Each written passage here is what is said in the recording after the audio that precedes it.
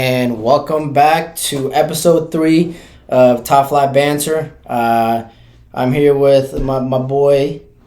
Pleasure. Yes, Good to Austin be here. Pack. We are our third week of Top Flight Banter podcast, and I'm excited to be back. So, topics for today, we are going to do some recaps of the Cup games that happened this weekend, as well as just some transfer talks. Some key guys that are potentially coming back to the Premier League. So we're excited. So to start us off, we are going to just go straight into it with the recap of Chelsea-Preston game. What were your thoughts on that? Well, a 4-0 win for Chelsea. Tale of two halves. First Half, Chelsea looked dreadful. It was a nightmare. It's funny because I was texting you about how horrible I thought we looked with our outside backs, and I was really getting on Malo Gusto's case. Of course, then in the second half, I was kind of things flipped around. Well, I said it was funny because I was texting you about Broja, and I was like, "This guy isn't doing nothing up top." And then what happens? Gusto to Broja goal. I texted you. I said, "Wow, really?" Yeah. So, but I will say this: I think. Yes, he did score, but I still don't think he played that well of a game. Yeah, I view it as a game where, it was Chelsea at their worst and at their best at the same time. It was the passing back and forth with no invention, no directness. It's just moving side to side with no initiative to move forward in the first half. And then the second half, suddenly we decided to attack. I would say Raheem was the only person really trying to drive and do anything in the first half. Well, again, it's classic Chelsea where they make the game just as exciting as it can be. Mm-hmm. I mean, first half, I predicted like a 3-0 win, easy, comfortable. But the first half, it was a scare. You're like, all right. And it's like when you give a team, second half, the first was still 0-0. That's like when a team like Preston, mm-hmm. That's when they live to their game. That's their best time of the game. Right. We're still in it, and so, which I'm glad, we got that goal. I think Thiago Silva coming in was huge. The sub definitely made the difference. I think we all wanted Gilchrist to really exceed, and I don't think he did horrible. I just think tactically, him at the right back and with Gusto at the left back. And maybe it wasn't all down to that, but certainly the second they made changes, you saw immediate change. Things looked up. But I think you're bringing in an experienced guy, and he doesn't usually play outside back. He's more the center back. But and then you see like all this season, like Chelsea's done well against the big clubs, the top teams. What we really struggle against is the teams who sit in with a low block. Yeah. When we just cannot break them down, we just become passive. And maybe Pochettino lit a fire under them at halftime. Maybe just they didn't come out with the right attitude. Who knows? Those cup games, you have to match the level. Well, and it's like, cup games, you never know what's going to happen. And that's the beauty of the cup game is that, like, a team like Preston can come out second half, score that one goal, they're in it. So, But I am glad, once Chelsea did score the first goal, that's kind of where the floodgates opened, and which, good for them. 0 goals conceded, which was huge. We did win 4-0. All in all, I think a win is a win. The cups have been fine, our strong suit this season so far. So we got Aston Villa next. In the cup? Yeah, I believe so. On the 27th, the 4th round. So, but yeah, it was stressful because you were hoping to be an easy game. For them to take that long to score, that's just what Chelsea does. Yeah, but it is what it is. We got the win. Yeah. There are some other good cup games, though, as well. There was, I think the big marquee game was obviously the fact that Arsenal matching up with Liverpool in the third round finished Liverpool 2, Arsenal 0. What did you think? Yeah, I watched a part of that game. I didn't watch all of it. But I mean, it's kind of the same take we talked about last podcast about. They're not really looking like they're soft. They don't have that main striker up top to just score goals for them. So yeah, I think Liverpool, Arsenal, they've always had that that rivalry against each other, and tense games. Yeah, Liverpool beating them last year, and where it kind of hurt Arsenal in their tables, and so Arsenal's definitely faltered. We were just looking at the results. 1 win in their last 7 games. They've lost 3 straight. It's not for a lack of possession or a lack of shots. Yeah, they are not putting chances away. You see Nketiah, Jesus, questions over Havertz. Who is the main man up top? Certainly not Havertz. Mm-hmm. I thought he was dreadful. I mean, there's obviously the Chelsea element for the two of us watching. Yeah.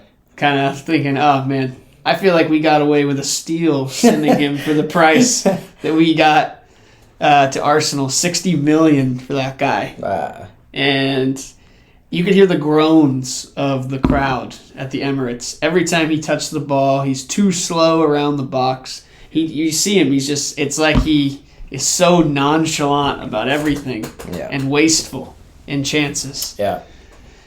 But Liverpool, on the other hand, with that, they won't have Mo Salah this month, African Cup of Nations. And you know what I'm really upset with myself for is when we made our list last week. Right. The one guy, I don't know how I forgot Luis Diaz. He is one of my favorite guys. Also left-winging. Yes, dribbler. But I've been thinking about this since we did the episode last week. I don't know how I didn't put him on my list. So, shout out to Luis Diaz. He scored also in that game. He did. But he's also a great talented player that should have been on my list. Didn't put him on my list. I love it. But yeah, it's also another You're creative committed guy. to that position. Yeah. But I just want to give him a little shout out. But Liverpool, I think, given that the Cup of Nations comes at a time with the cup matches, I think they'll be able to. You see in that game, I think they'll be fine without Mo for the amount of time. The good news for us as Chelsea fans, I don't know if you looked ahead, we play Liverpool in the league this month. At the end of the month, which is the best time we could be playing Liverpool in a time where there's no Mo Salah around. They're still a top team. Yeah. It's still going to be a tough game, but it is. We tend to do better versus the big teams. Yeah, I think, we'll see how that goes. Yeah, we'll see. At the end of the day, Chelsea loves to have exciting Those games tend to end in a tie every time we play Liverpool. Yeah, that is true. We've tied them, that is true. 6 times in a row? That is true. Yeah. So we had good cup games. Coming up the Carabao Cup. Chelsea playing Middlesbrough. Thoughts?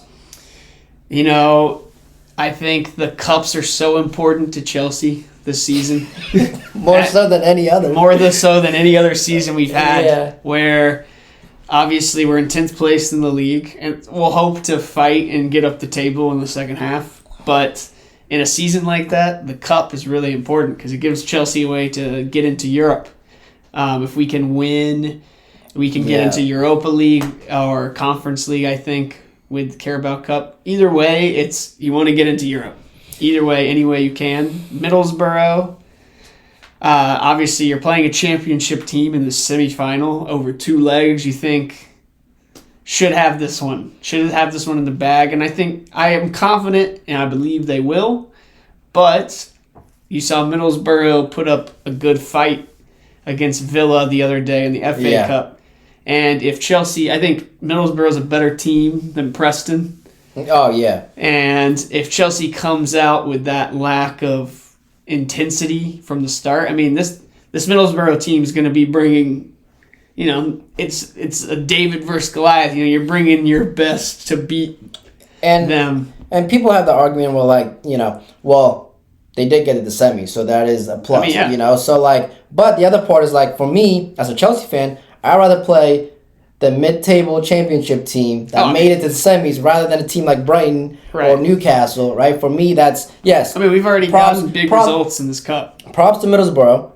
They did get to the semis. That means they worked, they had to win games, but at the end of the day, I'd rather be playing most run the semifinals than a team like Brighton or a Premier League team. So right, and then on the other side, it's Liverpool Fulham. Yeah. So Liverpool again, they're without Salah. I would still figure they're definitely still the favorite. Mm-hmm. We talked about Fulham though. They're that team that can creep up on you. Fulham's a good side. I mean, they have guys who can produce moments of magic. Cordova Reed has been nabbing a lot of goals, and Raul Jimenez is starting to find his way back into form. So, I mean, I think it's going to be a good game. I think Fulham they're a decent team. I think if you underestimate them, they can, Arsenal 2-0. Right. I mean, I can't lie. I hope, as Chelsea fans, I would hope that they win. Yeah. I would love to play. I mean, looking ahead, I would love to play Fulham in the cup final rather than playing Liverpool because we've lost to them. And I mean, I'm picking. If I would have to pick, I would rather play Fulham. Oh yeah. But I think both teams is gonna be for Chelsea the way we are. Did you see Nkunku is out for another 3 more weeks for the game? Yeah. For what I did. Here's my. This is the dude. Is there something wrong with the Chelsea medical staff? There must be. I'm getting tired of these guys getting hurt, coming back, and then getting hurt again. So it's like, there's got to be a point where you got to look beyond the players. That was our 35th injury of the season. That's what I'm saying. That's what I'm saying. Insane. So at this point, you gotta start asking the bigger questions. What is the Chelsea medical staff doing? Do they have an incentive-based pay? What is this? It's like you got to get out. Start playing. They're getting paid by the amount of injuries, so they're not. They're like, we can do some more rehab. Yeah, you got 2 more weeks on you. Actually, gosh. I'm just saying. So, I mean, I still think we're gonna get it done. But we talked about Broja is gonna really have to deliver. I mean, it was great to see him get a goal. Yeah, but I really hope that's gonna boost his confidence. But we're not. I'm still not confident with him. He scored a goal, but at the end of the day. If you look at the whole game, he was just a brick. Not a fan. Yeah, glad that he got the goal. Like you said, I hope that builds his confidence, but I didn't see anything. Yeah, I don't think he's him. It was a header. It's not things like it was a header goal. And you can't. It was a great header. It was a great header. But in the run of play, he is just not able to hold off anyone. No. He's not a small guy, but he can't hold the ball up. Maybe it's his touch. I'll say he looked far better after he got the goal. Because after the confidence, he was running the ball. So maybe that confidence will do him a world of good and just really help out. We're gonna need him. I did see that where he was checking the ball. He wanted the ball after he scored. And that we'll see if that continues on. But again, not a big fan. But so we'll see. Yeah, it is January, and in light of that, it's time for teams to pick up new players. We've seen a couple moves already being made. Timo Werner, one of our own formerly, is heading to the other side of London to Spurs. Yeah. What do you think? So I think it's a good move for him. I really do. I agree. I think his time at Leipzig hasn't been great. I think out of 16, 20, I don't know how many games they played. I think he's had 2 starts and 8 appearances total. But yeah, I think he's got 2 goals. So I think his time at Leipzig hasn't been great. And so coming to a Premier League team like Tottenham, where it's the most watched, one of the most popular leagues, I think for him it could be a great turnaround for his game. It's for him as a player, and we know what he can do. Yeah, I mean, it's either he's a good replacement for Son, right, or he's a guy that plays with Son up top, and they do some work together. But I don't know. I think this is the best could be for his career. I really do. But again, the issue is he doesn't finish. That's what it comes down to. I mean, that's everybody knows about Timo Werner and the missed big chances. I mean, to shout him out, that's obviously, as Chelsea fans, we lived through the ups and downs of Timo. right? I mean, Dude, there was a lot of yelling. There were both because Yeah. what he does contribute is he's always making runs. He's always making diagonal runs. Obviously, his diagonal run pulled the defenders away in the Champions League final, allowing Chelsea to get the goal. He does all the hard work. He does actually create a lot of goals as well. And he led the team in assists when he was on Chelsea last. So it's not like he's a useless player. And with the way Tottenham play, which is like a high press, high intensity system, it kind of fits exactly. And that's where coaches love him, is because he's not, he doesn't score goals, but you got to see the other aspect that he works his ass off. He, that he sprints to everything. He does make the runs, and I think, you could argue that his finishing sucks, but you got to look at the other games where, the other part of his games where, he does a great job at. So, I don't know if I want to wish him luck because, he's going to Tottenham, but I hope he's doing well, but I don't want him to wish him luck just because he's going to Tottenham. So. It honestly feels like he might do better at Tottenham than he did at Chelsea, just because he was, 56 games at Chelsea with, 10 or so goals. Yeah, it wasn't crazy. But again, I hope he's doing well, and Tottenham's been active though. Because they've also been looking at a center back. I don't think it's completed yet, but it's certainly, if you're looking at Fabrizio Romano, the transfer wizard himself. You got to go through him. He's the guy. You don't believe it till he says it. No, if you see anything on the internet, type in Fabrizio. That's just a rumor. Yeah. When he says it, you're like, oh shoot, this happened. Yeah, it's kind of nuts. It is. Yeah. He's that guy. He's him. That guy. He's him. He is him. But he knows everybody. Dragusin looks like from Genoa, Italy. Yeah. Looks like they're looking to bring in another center back with Eric Dyer. Looks like he might be heading to Bayern Munich. His contract is ending this summer, and so Tuchel's been eyeing him out. Did you see what Ange said in the press conference? They asked him. They said, "Are you going to is it going to hurt you with Dyer leaving? If Ben Davies is hurt?" And he was just like, "No." It's like, dang. Wow.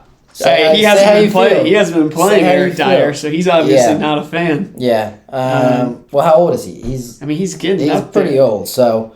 I'm not personally a fan of Eric Dyer, but I don't know what Tuchel sees in him. I'm indifferent. I remember watching the... was it All or Nothing? Mm-hmm. About the Spurs and his ordeal about, his struggles of trying to start and... he's been in and out of the team. It depends on the manager. Some managers have liked him, others not. But Tottenham's been like Chelsea, where they got managers coming in and out. Well, true. So so he has struggled with that. But this young guy, you said checked him out a little. No, he's a good center back. He does pretty well with possession out of the back, which Ange, I think, is looking for that guys that can play out of the back. Ramiro, he likes his cards. Holy cow, does he? Yeah, so I think, bringing in someone like him could be beneficial. And so Van de Ven also, I think is he hurt right now? Yeah, he is. Yeah, he got hurt. But I think he's coming back. Yeah. I think he could be a great addition to Tottenham, especially just the way that Ange plays. He fits really well. And so, we'll see. It's not official yet. We'll see. We'll see what happens with that. Everything else has been a bit more of the rumor mill. So we talked about there's the Jordan Henderson. He's trying to leave. He's not loving the Saudi league as much as he thought. I guess. No, I mean they're haven't won a game. Yeah, his team's doing rough. They're in 8th place, and so I think he's missing the Premier League. I think he's like, what did I do? Yeah. He's just... But I don't know how it'll work for him. I don't know. Well, I saw that they are going to want a big sum for him. Yeah. And I don't know. There was an interview they asked Klopp after the FA Cup, about if they've spoken to him or anything. He said but not about coming back. I mean, Klopp's ready. He moved on. Yeah, so it's not like he's trying to crawl back to the squad. Yeah, but we talk about Arsenal with those missed chances because one of the big talking points has been Ivan Toney. With him coming back from his suspension soon. I think he comes back the 20th. Yep. Well, he's eligible on the 20th to officially be on the squad again. So Brentford have put a enormous price tag on the guy, 80 to 100. It'll probably end up being 100 million. I feel like personally, Arsenal, I don't know. It's hard because the guy hasn't played this season. Well, and with that, the class he had. With that, there's also mentions about staying because kind of out of respect for Brentford, just kind of loving on him and not throwing him to the trash after his whole incident. Yeah. So he feels like he got to repay them for the loyalty they gave him, but I doubt. I don't know. I think they will be willing if they're getting 100 mil. I'm sure they'll be happy with 100 million. But the question is, do Arsenal want to dole that out? Do they have faith in Jesus and in Nketiah and their other guys, their secondary scorers, Havertz, Saka, Martinelli, getting enough goals? I know definitely Declan Rice wants him. Yeah. I've heard he compared him to Harry Kane, which I don't know. I don't know where that came from, but the two teams linked have been Arsenal and Chelsea. They're the two in the market for the striker. For me, I think Arsenal should pursue it. I don't think Chelsea should. I think, I know obviously Chelsea seem a bit more money tied right now. Yeah. And it's hard to spend. I mean, we've spent so much in the past windows that we can't spend that much again, or we're gonna get struck down. Yeah, for some teams, it's hard to spend a ton during this January transfer window. Mm-hmm. So it's the player's got to be the right fit to spend a lot of money in January because you got summer to worry about as well. So, but it also comes with like, how would he fit with the Chelsea team? I think. I think he would fit. I know that in order for him to come to Chelsea or with Victor Osimhen, they're the two. Yeah, I think he's more probably for the summer talks, but either one of them would definitely require them to sell Conor Gallagher. Definitely. It would definitely come at that cost, and it seems that Pochettino doesn't want him to go, and I think the board. I think the board is receptive to what Pochettino wants. I think the board is also kind of at a point where I think the goal is to let Pochettino kind of work. Yeah, and there has been talks. Offers made. It was like 50 mil, but they're not going to get something for 50. No. At a budget, sure, we'd take those guys. I don't think Chelsea will be getting either one. So then the question is, who could Chelsea get as an option? I've seen there's been reports of a few different people. One of them is Artem Dovbyk. I don't know if I'm butchering that. But forward for Girona, who's been a shock La Liga co-leader at the halfway point of the season with Real Madrid out of nowhere. Yeah. He's Ukrainian. So he's got a relationship with Mudryk. Apparently they're good buds. Maybe that'll help Mudryk. But I saw Girona has no interest in selling, which I'm sure they don't, given the fact that... But he would be a lower budget option. Now, for them, they might value him way more. Right. On the flip side, I saw reports, or they're just a fact, that Paulo Dybala has a $12 million release clause in his contract that has to be activated by January 15th, which is 1 week from today. Which means a decision is needed now. I saw that Pochettino, I guess, has discussed it. They're both from Argentina, Pochettino and Dybala. We have Enzo on the team. I guess Enzo and Thiago Silva have both spoken in the press about wanting Dybala to come, talking to him.